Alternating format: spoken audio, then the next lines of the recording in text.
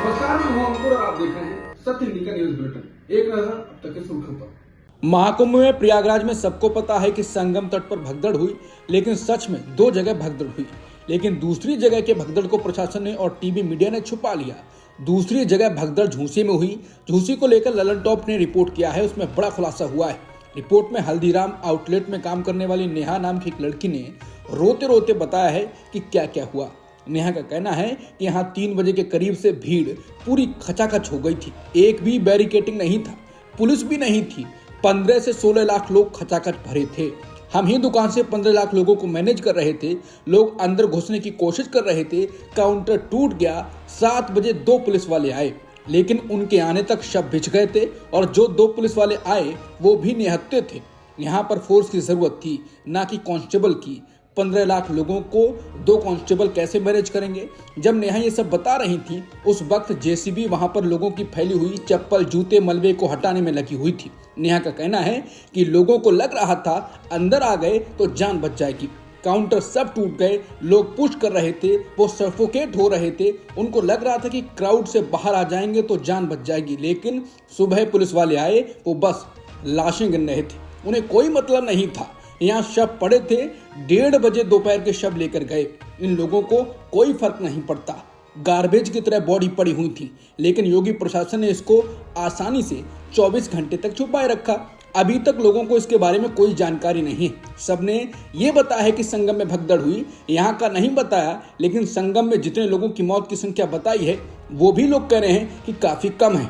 झूसी में नेहा झा की नाम की लड़की बताती है कि लोग जब पानी मांग रहे थे, हमारे पास पानी खत्म हो गया था, हम गंगा जल फेंक रहे थे। लोग हाथ चाट रहे थे, लोग एक बूंद मांग रहे थे, हम दूर तक पानी फेंक रहे थे। लोग बेहोश हो रहे थे, जिनमें 80% बुजुर्ग थे। ललन टॉप की रिपोर्ट में नेहा ने बताया कि एक दादी हमारे सामने मर गई, हम कुछ नहीं कर पाए, हम हेल्पलेस थे। वहां मौजूद चश्मदीद का कहना है कि 25 से 30 लोग मर गए हैं। ये बताते बताते चश्मदीद रोने लगे। लेकिन सवाल वही है कि इसको कितनी आसानी से छुपाया गया, दबाया गया। लेकिन प्रशासन मलबे को हटाने में लगा था। लगभग 10 ट्रैक्टर ट्रॉलियों में लोगों का सामान यहाँ से भरकर हटाया जा रहा था।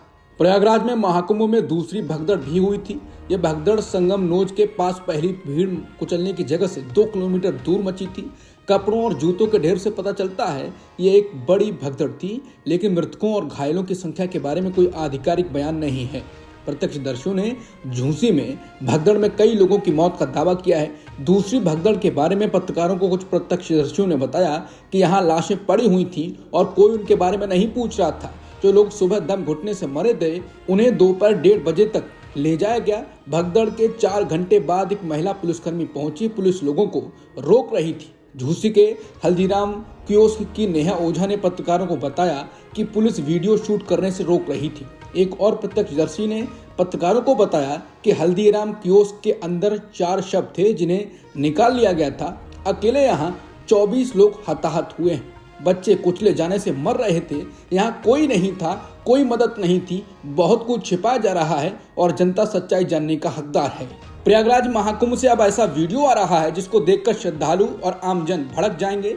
योगी की पुलिस प्रसाद में मिट्टी बालू डाल रही है। अखिलेश यादव ने वीडियो ट्वीट किया है। साथ ही अखिलेश ने लिखा है कि दुर्भाग्यपूर्ण है कि जो लोग महाकुंभ में फंसे लोगों के लिए भोजन पानी की व्यवस्था कर रहे हैं, उनके सदप्रयासों के ऊपर राजनीतिक विद्वेष वश मिट्टी डाली जा रही है।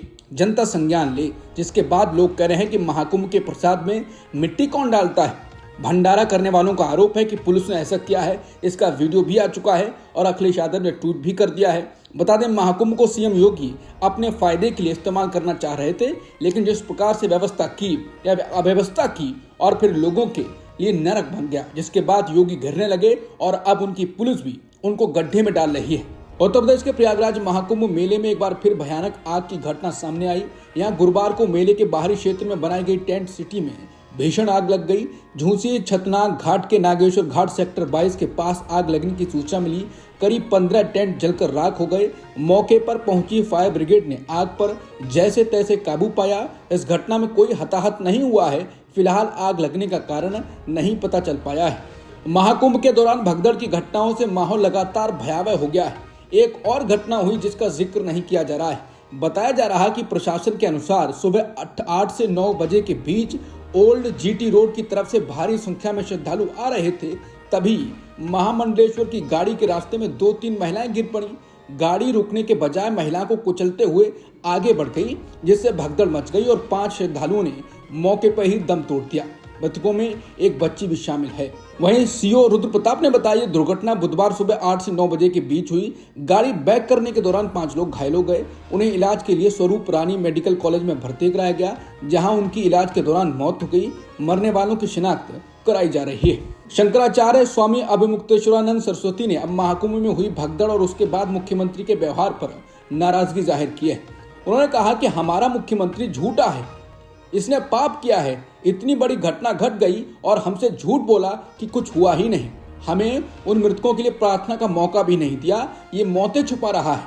ये इसी महाकुंभ में इस्तीफा दे। महाराष्ट्र के सियासी समीकरण पिछले 5-6 सालों में पूरी तरह से बदल चुके हैं। महाराष्ट्र विधानसभा चुनाव में महाविकास आघाड़ी को मिली हार के बाद गठबंधन की दरारें साफ दिखाई दे रही हैं। अब शिवसेना यूबीटी के नेता संजय राउत ने कहा है कि बीजेपी में कई नेता दोनों पार्टियों के साथ आने के पक्ष में हैं। उन्होंने ये भी कहा कि इस बारे में कोई आधिकारिक बात नहीं हुई है। उन्होंने कहा कि उनकी पार्टी में भी कई लोगों के ऐसे विचार हो सकते हैं। संजय राउत का ये बयान उद्धव ठाकरे और बीजेपी नेता चंद्रकांत पाटिल के बीच एक शादी समारोह में हुई मुलाकात के बाद आया है। इस मीटिंग में चंद्रकांत पाटिल ने कहा कि ऐसा मिलन उसके लिए एक स्वर्णिम क्षण होगा।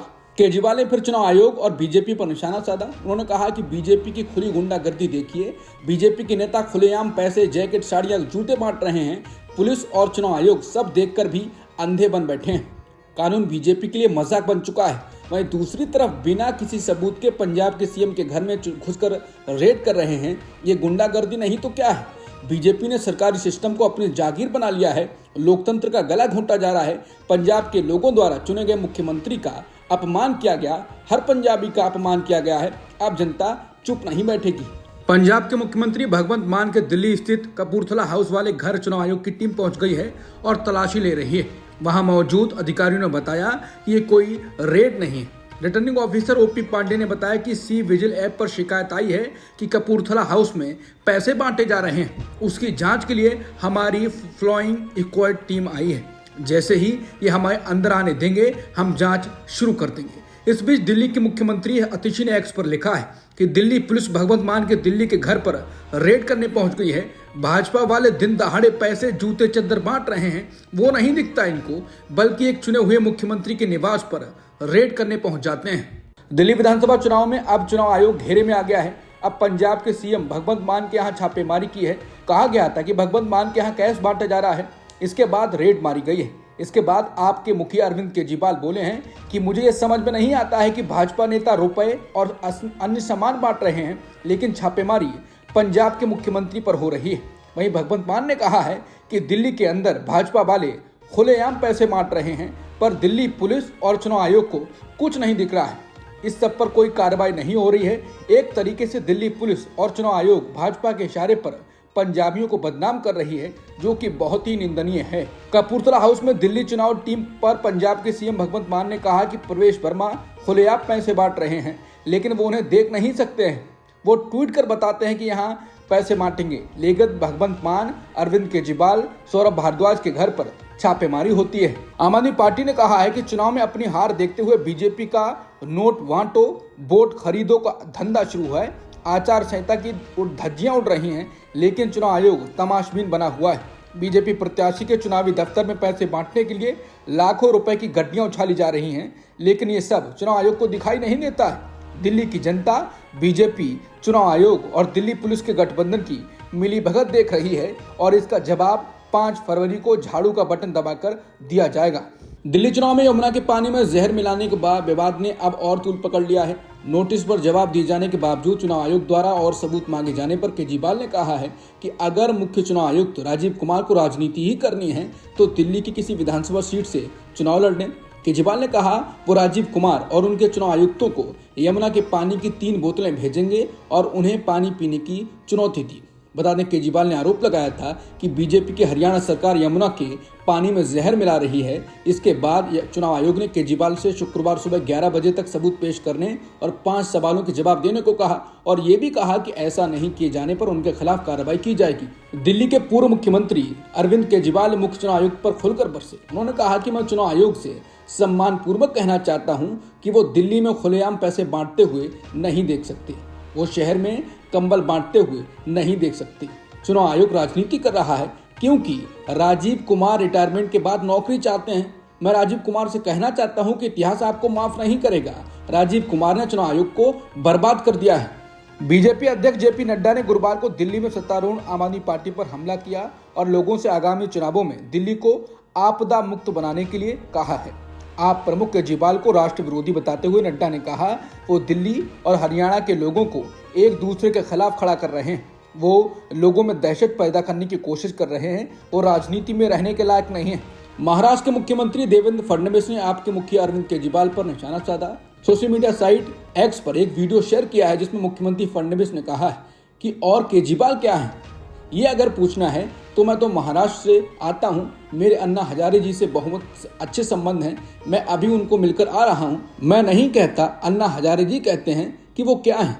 दिल्ली में आम आदमी पार्टी के मुखिया अरविंद केजरीवाल के घर के बाहर राज्यसभा सांसद और दिल्ली महिला आयोग की पूर्व अध्यक्ष स्वाति मालीवाल ने कूड़ा फेंका है। वो आम आदमी पार्टी के दिल्ली में बेहतर साफ सफाई के दावे के विरोध में ऐसा कर रही थी। न्यूज एजेंसी एएनआई के मुताबिक इसके बाद स्वाति मालीवाल को पुलिस ने हिरासत में ले लिया है। इसके बाद मालीवाल ने पत्रकारों से बात करते हुए कहा कि पूरी दिल्ली कूड़ेदान बन गई है। मैं यहाँ पर अरविंद केजरीवाल जी से मिलने के लिए आई हूँ कि दिल्ली कूड़ा कहाँ फेंकें। उन्होंने कहा सुधर जाओ नहीं तो जनता सुधार देगी और मैं ना इनके गुंडों से डरती हूँ और ना ही इनके पुलिस से डरती हूँ। चंडीगढ़ मेयर चुनाव में बड़ा उलटफेर देखने को मिला है। समाचार एजेंसी पीटीआई के मुताबिक बीजेपी की उम्मीदवार हरप्रीत कौर बाबला नई मेयर चुनी गई हैं। हरप्रीत बाबला ने आम आदमी पार्टी की उम्मीदवार प्रेमलता को हराया है। बाबला को 19 वोट मिले जबकि लता को 17 वोट मिले। चंडीगढ़ नगर निगम में कुल 35 वोट हैं। बीजेपी नेता संजय टंडन ने इंडिया ब्लॉक की हार पर टिप्पणी की। उन्होंने कहा कि अब इंडिया ब्लॉक का बहुमत कहाँ है, मुझे नहीं लगता कि ऐसा कभी था भी। वो केवल ये दिखाने की कोशिश कर रहे थे कि वो एक साथ हैं। काउंसलरों ने चंडीगढ़ की बेहतरी के लिए बीजेपी को वोट दिया है। सुप्रीम कोर्ट ने रिटायर्ड सैनिक की विकलांगता पेंशन के खिलाफ दाखिल याचिका पर केंद्र सरकार को फटकार लगाई है। कोर्ट ने कहा कि केंद्र सरकार द्वारा ऐसी ओछी याचिकाएं दाखिल करके सशस्त्र बलों का मनोबल नहीं गिराया जा सकता है। बेंच ने केंद्र से पूछा कि क्या आप नीति बनाने को तैयार हैं? अगर नीति बनाने को तैयार नहीं हैं तो हमें जब भी लगेगा कि अपील निरर्थक है तो हम भारी जुर्माना लगाना शुरू कर देंगे। बता दें गुरुवार को केंद्र सरकार की याचिका पर सुप्रीम कोर्ट में सुनवाई चल रही थी। इस याचिका में केंद्र ने आर्म्ड फोर्सेस ट्रिब्यूनल के उस आदेश को चुनौती दी है जिसमें एक सेवानिवृत्त रेडियो फिटर को विकलांगता पेंशन दी है। जस्टिस अभय अशोका और जस्टिस उज्जवल भुइया की बेंच ने कहा कि सशस्त्र बल न्यायाधिकरण से विकलांगता पेंशन से राहत पाने वाले सशस्त्र बलों के हर सदस्य को शीर्ष अदालत में घसीटने की जरूरत नहीं है। केंद्र को अपील दायर करने में विवेक का इस्तेमाल करना चाहिए। अमेरिका की राजधानी वॉशिंगटन डीसी में बड़ा विमान हादसा हुआ। Ronald Reagan Washington National Airport के पास एक हेलीकॉप्टर से हवा में टकराने के बाद यात्री विमान दुर्घटनाग्रस्त होकर पोटोमैक नदी में गिर गया। हेलीकॉप्टर से विमान के टकराने का वीडियो भी सामने आया है। यह एक छोटा यात्री विमान था जिसमें करीब 60 से अधिक लोग सवार थे। वॉशिंगटन डीसी विमान दुर्घटना के चश्मदीदों ने कहा है कि वॉशिंगटन डीसी में कई लोगों के लिए ये डरावनी रात थी जब एक यात्री जेट जिसमें 64 लोग सवार थे बुधवार को रीगन हवाई अड्डे के पास एक हेलीकॉप्टर से टकरा गया। अब तक की खबरों में इतना ही। बाकी खबरों के लिए बने रहिए सत्यहिंदी.com के साथ।